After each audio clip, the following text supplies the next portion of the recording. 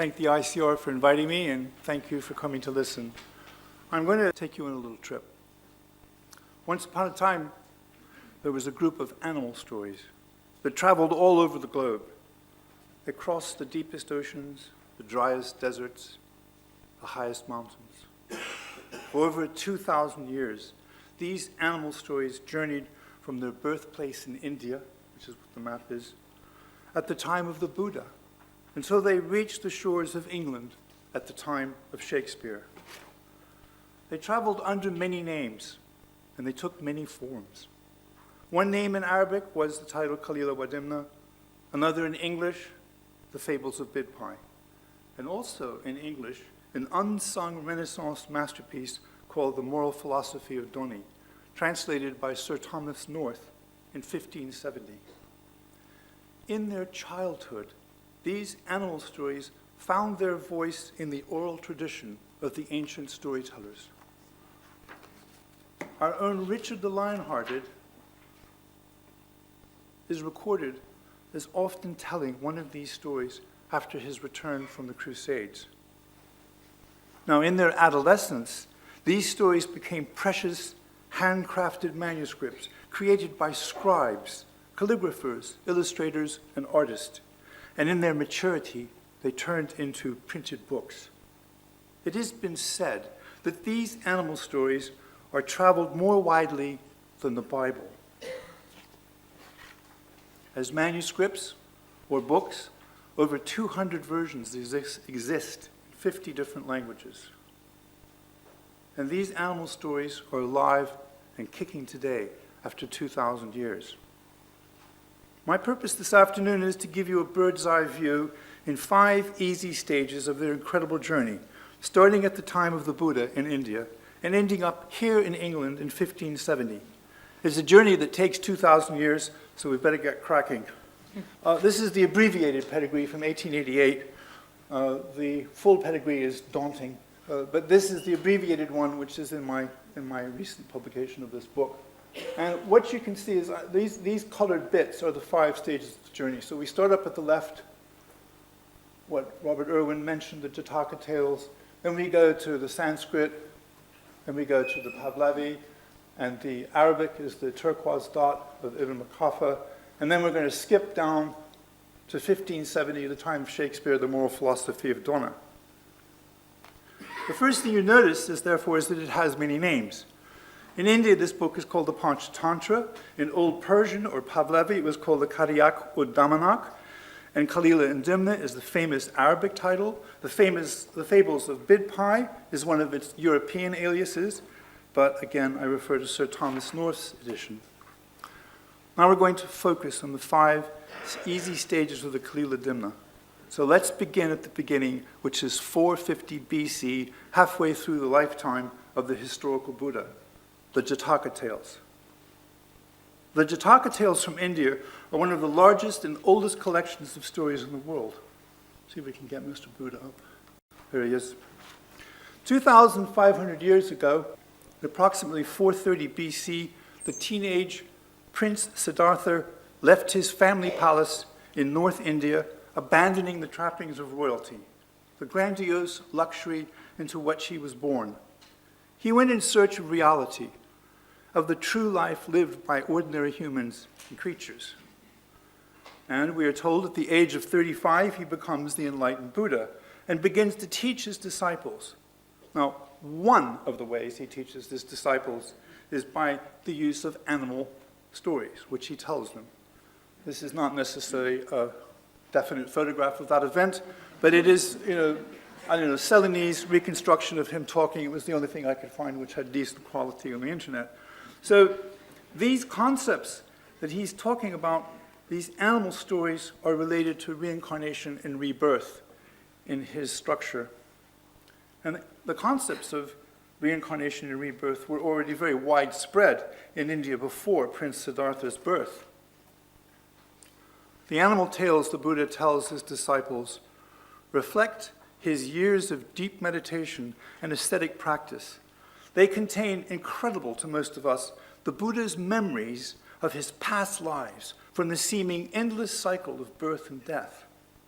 In all, There are 547 such animal stories, and they're called, as I say, the Jataka tales or the Buddhist birth tales.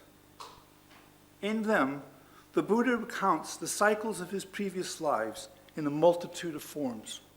He is monkey, fish, elephant, house, horse, mouse, tree, spirit, serpent, king, merchant, cook, warrior, archer, musician, scavenger, Brahmin, minister, king, and so on, and so on, and so on, for hundreds of stories. As I say, all 547 of these stories have only ever been translated into a Western language once in the 19th century, and it's 6 volumes. You can get a very good Penguin edition now. It's about that thick. That's 26 stories. That's about 5%. So if you imagine, it's 470 pages. I mean, so if you imagine you were going to have a whole lot, you're going to read 5,000 pages. It's like this. And I don't know anybody's ever done it. I hope I do someday, because they're amazing, some of these stories. But their structure is not quite what we're used to. It does take a sort of mindset, which I can sometimes find, to get back into this stuff. Anyway, these animal Buddha stories, he adapted them from earlier folk tales about animals, because it seems that there is no race or nation that has not used beast fables as part of its heritage of instructional material. The genre is as ancient as mankind himself, dating back to our days as primitive hunter-gatherers, chanting magical incantations deep in caves, which are lit with flickering torchlight, revealing wall paintings. We know that this happened. We know that there were wall paintings there. We don't have a YouTube video of what was going on there. But people speculate that 25,000 years ago, we practiced mumbo-jumbo in caves to work ourselves up before going out to hunt. And some anthropologists claim that such animal magic helped Homo sapiens sapiens survive till today. That's kind of what I'm talking about, that this goes way back as far as we can imagine in our cultural history or our genealogical history. Sir Richard Burton, and more about him later, suggested that man's use of the beast fable commemorates our instinctive knowledge of how we emerged from the animal kingdom on 2 legs, but still with claws and fangs. So that's a very different perspective than the Buddha. And I'm not saying that the Buddha is Kalila and Dimna, but it is definitely a template. So there he is, 450 BC, telling these animal stories to his disciple. This narrative structure of the Jataka tales serves, in my opinion, as the prototype for Kalila and Dimna stories. Only some, not many, but some of the Buddha's stories continue with us on our Kalila and Dimna journey.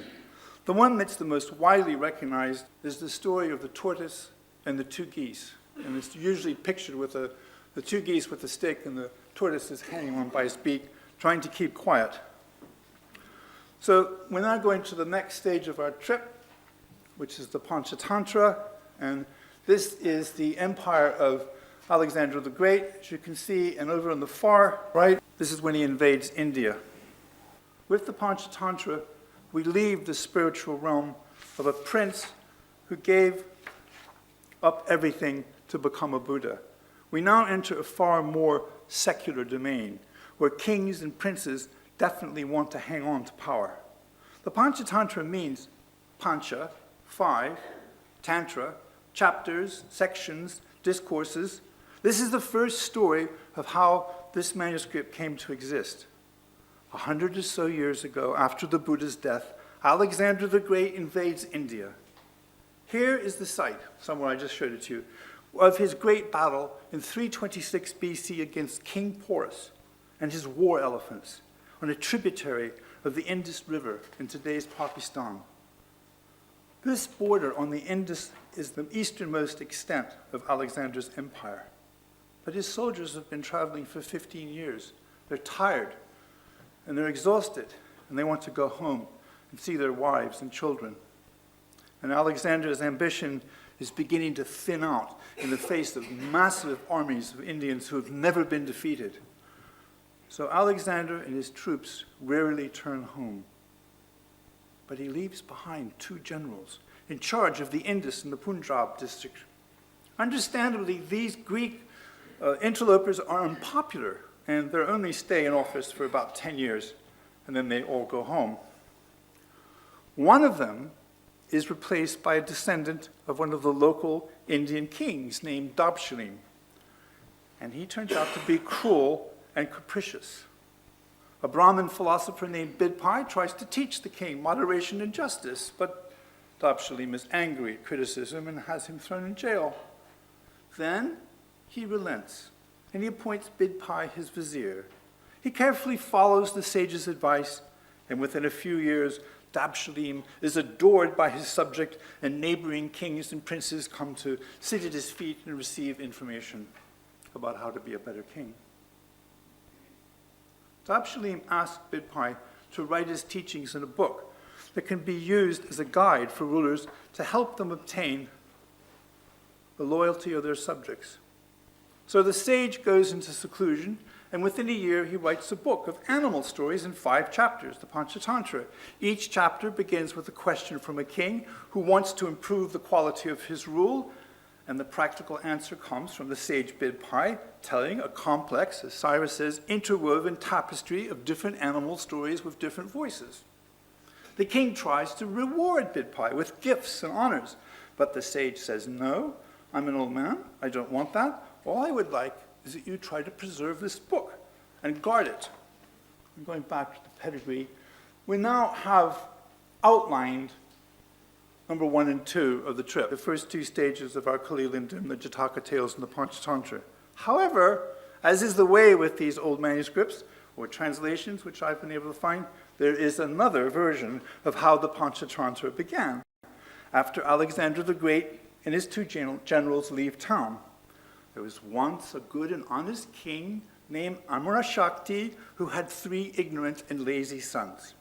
Many educational experts offered His Majesty their theories about the 3 princes' proper instruction for managing the kingdom in the future. But nothing was working. King Amarashakti was in despair. His hair grew grayer and grayer every day, and what his sons needed to know in order to rule was just disappearing across the horizon, and he was going to die, and his kingdom was going to lie in ruins. If they didn't learn soon, he was in trouble. In modern management speak, the kingdom had what is called a profound succession problem. Then down from the mountains comes a sage. His name is Vishnu Sharma, who says he can impart to the 3 doltish princes all they need to know to become intelligent and wise rulers. Instruction comes in the form of a daily dose of animal fables. And the whole process can be accomplished, he says to the king, in 6 months, if the princes will pay close attention. They will, says the king. So here's a slide I happened to find. And you can see the king speaking to Vishnu Sharma. He is, of course, the man in the white beard. And the 3 boys, rather nervously hovering around in the background. Vishnu Sharma is explaining his method. And the king is whispering to his son, "Put that sword away now. You will listen to what the man in the white beard says." And they do. For the next 6 months, Vishnu Sharma tells the 3 princes his mix of animal stories. The old man has moved into the palace, and there's no escaping him. But in the end, the princes learn what they have to, and they are clearly well suited for the new burden of leadership which will fall on their shoulders. King Amarashakti is delighted, knowing that he can now die with at least one problem solved. Vishnu Sharma is an old man, as you can see, with his white beard, and he wants nothing except to return to the mountains, which he does with everyone's thanks and blessings, but only after he has penned his stories, the Panchatantra. Thus our book has become a genre called The Mirror for Princes. Instruction given to princes is part of their training to be monarchs. So the Panchatantra's political usage of animal stories has by now veered quite radically away from the Buddha's original spiritual message. We are in Machiavellian territory. Many great names can be associated with this Indian incarnation of these animal stories. I mentioned Sir Richard Burton earlier. He was only 26 when he translated a Hindi version of the Panchatantra in India in 1847. The handwritten notebook containing this first literary effort remained with him until his death in 1890. Then, somehow, it survived, hardly noticed for 156 years, deep in the bowels of the Royal Anthropological Institute in London. It was finally published, believe it or not, posthumously in 2003 in, of all places, Bangkok. So you begin to get this feeling that these stories are not self-contained. They just sort of erupt all over the place. And why would Richard Burton's first effort of doing a translation lie in the bowels of a building in London and then get published in Bangkok? That's the kind of thing that, well, that stimulates my obsession. I'm sorry. We're about to begin the third stage, and the long and short of it is that the Sanskrit Panchatantra slowly becomes famous in India. As king after king in India hears about this wondrous book, every monarch wants a manuscript of his own. Yet obtaining one is not always an easy matter. Why should one king want to offer this practical wisdom, this educational technology to a neighbor who later might become a rival and use it against him? So you tend to keep the book to yourself. Books were rare, like Rolls Royces or something. But eventually, 600 or 700 years later, Vishnu Sharma's word of mouth about this book leaks out, probably as gossip, moving up and down the Silk Route. The news reaches the Sassanid court of Khusru I, who was a great Zoroastrian king of Persia in 570 AD. Here's a picture of him. Quite a chap.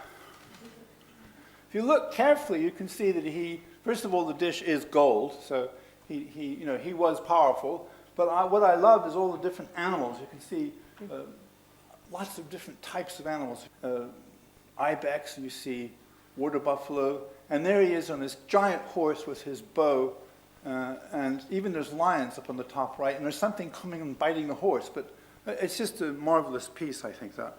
So he's heard about this book, and he knows it's in India, and he dispatches his personal doctor, whose name is Borzoi, to India with instructions to get a copy at any cost.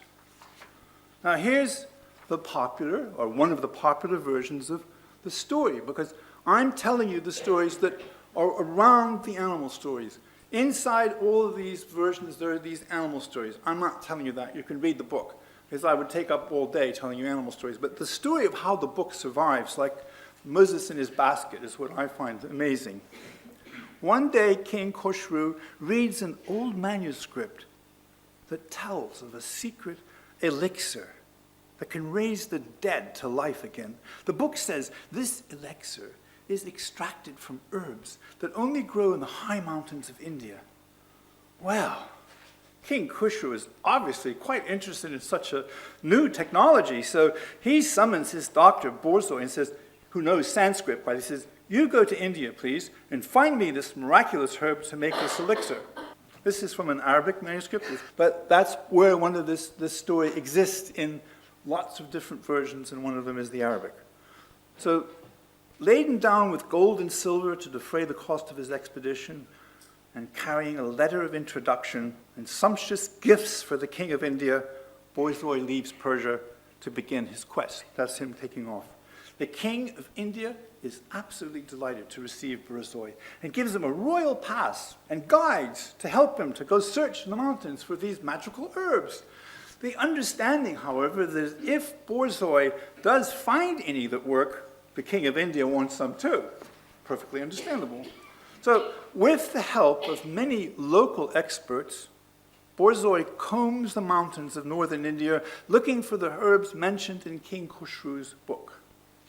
But to no avail. Whatever herb Dr. Borzoi tribes, or mixture of herbs, on various donated dead corpses don't work. The dead stay dead. Months pass. And Borzoi nervously comes to the conclusion that the book that first gave King Khusru the information about this elixir is fraudulent. To say that he is deeply stressed about returning to Persia empty-handed would be putting it mildly. But in his darkest hour, a famous Indian sage comes to his rescue. Here he is. And this sage says, look, Borzoi, I think you've been making a literal misinterpretation here. The elixir, he says, is not a concoction of herbs, it's a book. And the story read by King Khusru in Persian is an allegory, not a literalism. The high mountains of India, he continues, stand for the wise and learned men and women of lofty intellect. The herbs are their writings, and the elixir of life is the wisdom extracted from these writings. It is wisdom that revives the dead intelligence and buried thoughts of the ignorant and lazy. So Borzoi thanks this wise man, who we see here. He thanks him profusely, and he leaves the mountains and returns to the court of the King of India to explain the situation. Please, Your Majesty, he asked very politely, may I have a copy of the Panchatantra to take home with me to Persia for King Khusru? Nay, nay, says the King of India, that book is my most precious possession, locked in my library and guarded night and day by my fiercest warriors. But you're welcome to stay in the palace and read it from cover to cover, if you wish. Well, he does wish, and that's what he does. However, he sets himself the task of translating the book from Sanskrit into Old Persian, also known as Pahlavi. Every day, Borzoi goes into the royal library, talks to the guards, and then sits down and reads the old book, the Panchatantra, which is in the library of the King of India. And then he retires to his room, and he makes a copy in his own writing in Pahlavi. And from time to time, he takes these little packets that he's done, these translations, and he ships them back to Persia in diplomatic bags. So, over the months, finally, this particular task is completed. And Borzoi returns to the court of Khusru and is received with great joy and celebration when he delivers the Indian book that is now a Pahlavi manuscript. Here he comes. There he is. You see him. Mm-hmm. I can't read the Persian, but that's him there, and there's King Khusru. This is from the Shramana, I think. And everybody's saying, my God, how did he do it? So he put it in diplomatic bags, you know. Oh, great. Anyway, the king is terribly happy. And he reads a bit of the book, or has it read to him, and the deep wisdom in it stirs him no end. He even builds a great library in which this book is encased with a Panchatantra, 5 chapters given the place of honor. But because, this is a footnote here, because this is a Zoroastrian kingdom and not a Hindu one, the manuscript's title is changed. It's no longer called the Panchatantra, it's called Karidak ud Damanak, named after the jackals in the first chapter of the Panchatantra. It is also true that the Persians of yore found it difficult, so we're told, to pronounce Sanskrit words. So it's no longer called the Panchatantra, as it makes this particular part of its trip. As to Borzoi, here we go again. The king offers him riches, titles, anything he wants. Borzoi says no. All I want is a biography of my adventures mentioned in all future editions of Karidak ud Damanak, so that his role can be preserved and remembered throughout history. So this the king does. He calls his greatest scribe and says, get this man's story down and make it good. Well, it was a good story. So Borzoi was very intelligent. We know quite a bit about his intelligence and his physical skills as a doctor. So this story was written, and then they told it. These are the 4 main characters of the first tantra of the Panchatantra, or of the first book section of Kalila and Dimna: the bull, the king lion, and the 2 jackal brothers. And it is the jackal brothers who give the name to all books after it leaves India. So here is a famous storyteller in the court of Khusru I, telling the biography of the noted Borzoi who managed to smuggle in a copy of the Panchatantra back to Persia. So we're now going to the fourth stage of the journey, and starts in the Abbasid Caliphate. This is a really important part, because it is because of this period that we do have this book. This map shows you roughly the extent of the Caliphate. The early armies of the Umayyad caliphs have spread the new religion of Islam, and the second Abbasid Caliph, Al-Mansur, is planning the Great Translation movement, which will fan out from his new capital in Baghdad hundreds of years in the future, benefiting humanity. He is the ruler who instigates the rescue of ancient Greek, Persian, and Indian knowledge for our future. An awful lot of emphasis is placed on the preservation of Western knowledge of Aristotle, et cetera, but he also did this other stuff. Here's a picture of Al-Mansur. I think all these pictures of characters from ancient history all come from the same factory in Cairo or something. They all look the same. They're always looking noble, and I mean, I quite like them, but I never can detect a huge difference. I think it's all one artist, but be that as it may. Imagine the hive of activity which is in Al-Mansur's court in 750 AD. He is surrounded by incredible political intrigue, and among his hired scribes is a Zoroastrian convert to Islam of Persian descent. His name is Ibn al-Muqaffa. He can read the Old Persian. He's already a well-known writer and intellectual. He worked for the Umayyad, so he had to be very deaf to be able to switch sides. When he begins translating Kariak or Damanak into Arabic. But again, the title changes for linguistic and cultural reasons. Ibn Muqaffa's manuscript is called Khalila and Dimna, or Khalila wa Dimna in Arabic. It is important to note that each stage of its migration, the collection of tales, is remixed according to local culture and political systems. For example, Borzoi changes the title and some of the Sanskrit stories, and Ibn Muqaffa does the same, changing the Pahlavi title while also adding and changing stories. This is the remix process of cultural exchange. The animals in the stories change too, because, for example, there are no Indian crocodiles in Iraq, so they become tortoises. Let's show you the name changes here. That's the original top is the Sanskrit names, Karataka and Damanaka. Then you can see it becomes Kadirak and Damanak, and then Kalila Wadimna. But this is sort of a key to the confusion, I find, of the book. Once you realize, how can the Panchatantra, what's that got to do with this? But it does, because the stories are very much the same most of the way.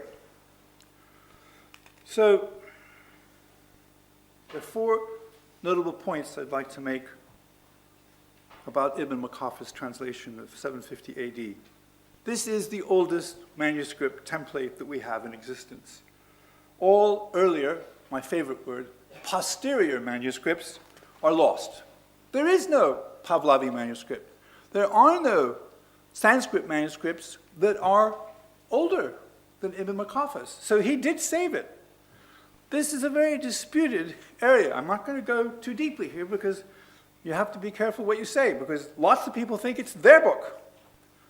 I won't do any further than that, maybe later. The second point is that Ibn Muqaffa's rendering of Khalil and Nimna is considered one of the first prose classics of Arabic.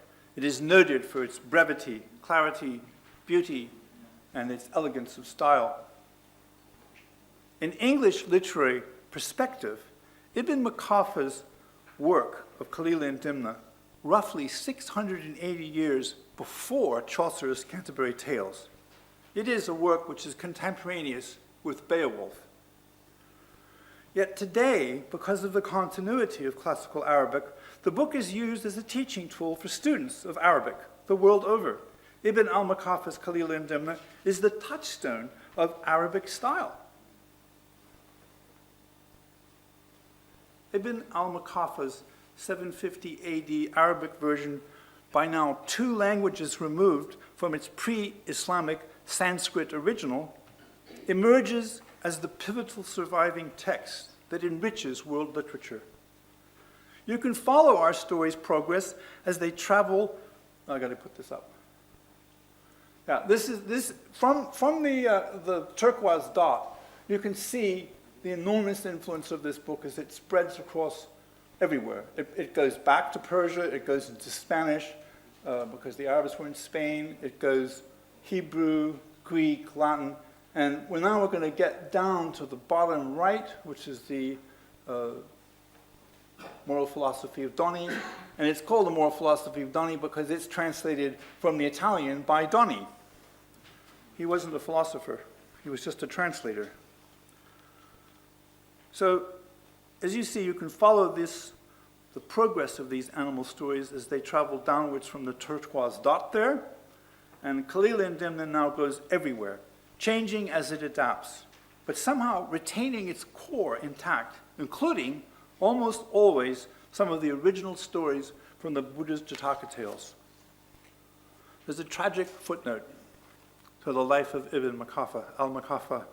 Shortly after he completed Khalil-i Dimna, a book about animals and survival in court life, he was murdered by the order of Caliph al-Mansur, who suspected him of being a little bit too clever, an insincere Iranian convert to Islam, who might be involved in political treason. When he didn't question it any further, Ibn Makaffa was seen going into a government house in Basra and never emerged.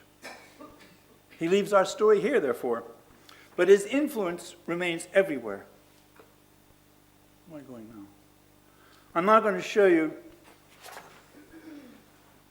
the fact that these manuscripts in the Arabic translations and then the subsequent retranslations into modern Persians from the Arabic, they created an explosion of material.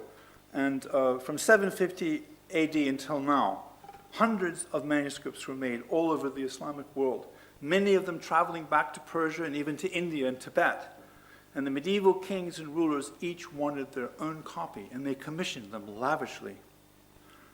Robert Irwin told me just before I started that one of the translations, one of the surviving manuscripts of Ibn Makaffa says, Ibn Makaffa himself says, these stories should be illustrated because it'll keep children interested too.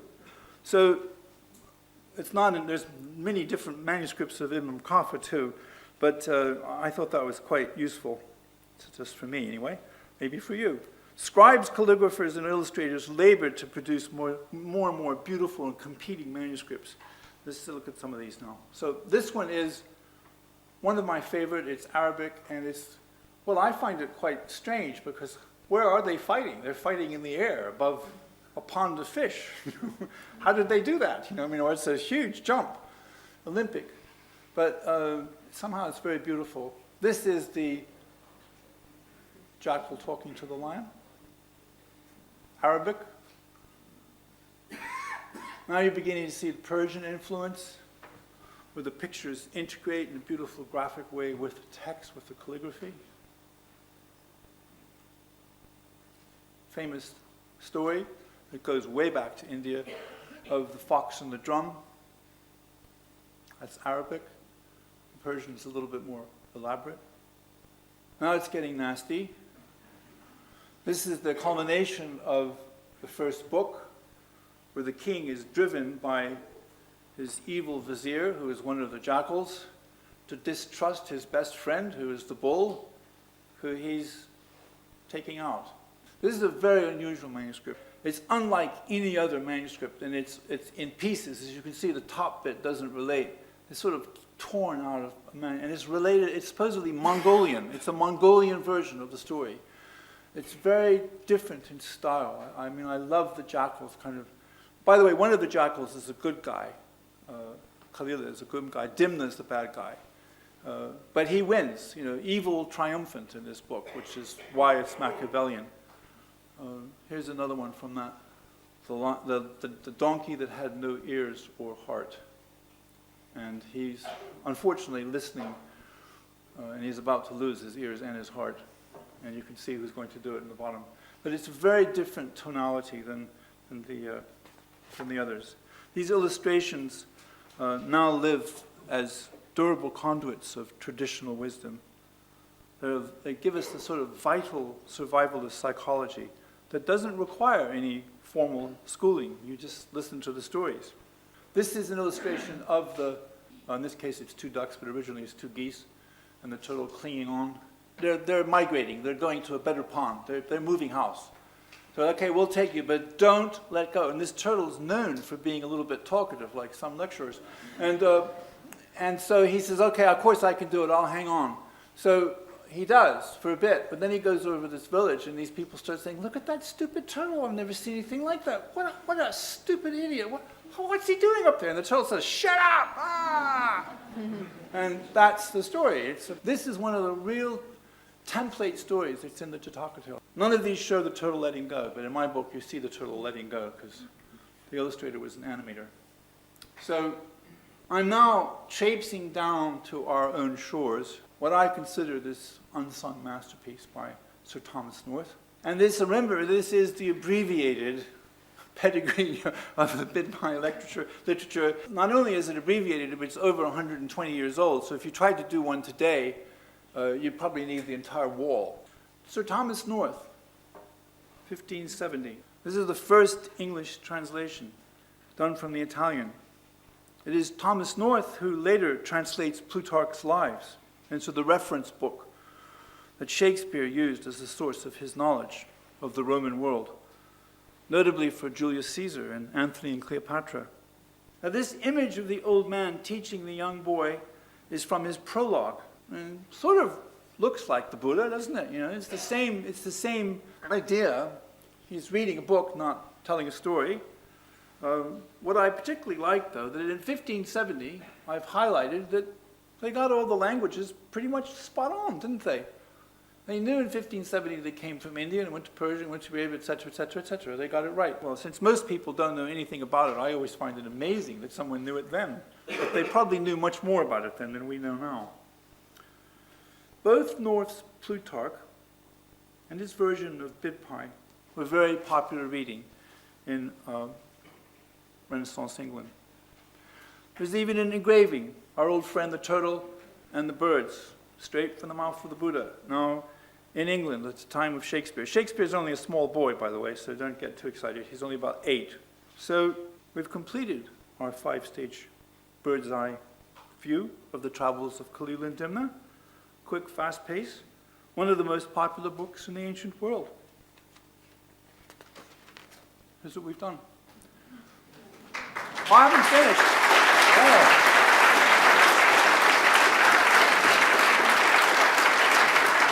Wait a minute. You're not going to get rid of me that quickly. You're not. I've still got 7 more minutes. The oral, the manuscript, and the book transmission. So we got the Jataka. You can see it. You can read it for yourself. These animal stories still resonate today as they do 2.5 millennia ago. And here's a man telling stories. This is a storyteller in Fez. He gets his crowd by going out and strumming the oud very loudly. And he pulls audiences of 60 to 80. And then he starts telling the story into the microphone while holding his oud. And if people start to wander away, then he bangs the oud again and makes a couple of songs, and then they come back. And he's a master. He is just a master of the oral tradition. I asked some local scholars, some friends at Fez University, if he ever told any Khalil and Dimna stories. And my friends were very studious about this. They went out and listened to him. I only just said, do you know? And they said no, and they sent 3 of them went out and they listened to him tell stories. And eventually they came back and said, well, he does tell stories from Khalil and Dimna, but he doesn't know he's doing that. He's just telling stories. He's just a storyteller, not an educated man. Oh, well, I thought. This is a quote which I like very much from Sir Thomas North, which tells you about how this book, I think, survived. It survived because every version of it has got this preciousness associated with it. This wisdom. This is constantly reinforced in every version that you read, that this is an important book. Don't lose this book. Don't waste this book. Preserve it. Take care of it. It's really, really important. These stories Now, why did all these different cultures take that and do it? And this is obviously a Christianized version of that. I'm not going to read the whole thing. I like this, the middle paragraph. This precious gem of knowledge, whoso shall lodge it in the secrecy of his memory shall never lose it, but shall rather augment and increase it with age in such sort that he shall win a marvelous commodity. Thank you very much.